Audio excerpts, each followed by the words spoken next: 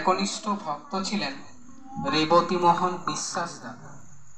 তিনি ঠাকুরের বাণী সাহিত্যের উপর পিএইচডি করার জন্য সুদূর আমেরিকায় পাড়ি দিয়েছিলেন। তো সেইখানে গিয়ে রেবতী দা বিভিন্ন সেমিনারে যোগদান করেছিলেন, ঠাকুরের ভাবধারা সম্পর্কে সেখানে প্রচার করছিলেন।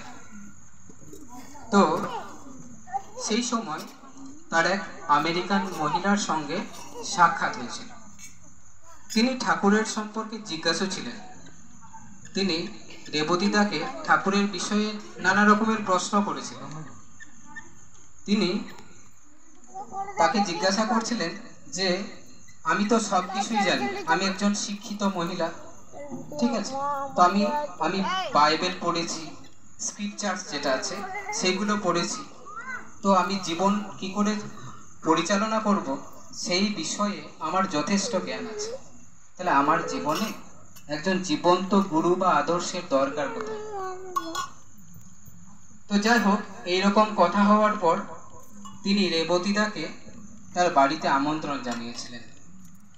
বলেছিলেন আজকে আসেন আপনার বাড়িতে, আমাদের বাড়িতে এসে ডিনার করবেন। তো সেই ভদ্রমহিলা বিভিন্ন রকমের পদ রান্না করেছিলেন। রান্না করার পরে তিনি তাকে সার্ভ করেছিলেন সেই জিনিসটা, স্যুপ দিয়েছিলেন, স্যুপ।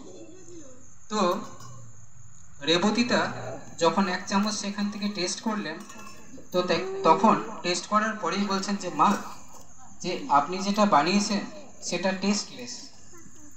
তখন সেই মহিলা অবাক হয়ে যাচ্ছে, বলছে যে এটা হতেই পারে না, এই স্যুপটা টেস্টলেস হতেই পারে না।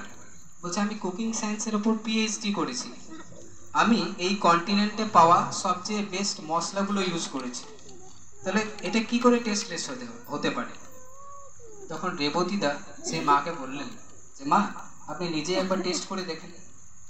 তো তখন দেখলেন সেই মা যখন এক চামচ নিয়ে সেটা মুখে দিলেন, তখন দেখলেন যে সেই স্যুপটা সত্যি টেস্টলেস ছিল, কারণ তার মধ্যে লবণ ছিল না।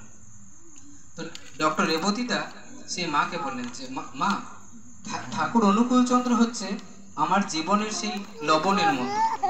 লবণ ছাড়া যেমন এই আপনার বানানো স্যুপটা, আপনি হয়তো বেস্ট কোয়ালিটির মশলা ব্যবহার করেছেন, কিন্তু তবুও এই স্যুপটা যেমন টেস্টলেস হয়েছে, ঠাকুর ছাড়া, জীবন্ত আদর্শ ছাড়া আমাদের জীবনটাও সেরকম বিস্বাদ।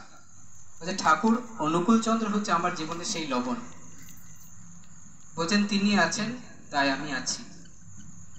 তো আমরা সকলে কি করেছি যে আমরা পরম সৌভাগ্যবান, যারা এখানে আছি তারা পরম সৌভাগ্যবান যে আমরা জীবনে জীবন্ত আদর্শকে পেয়েছি।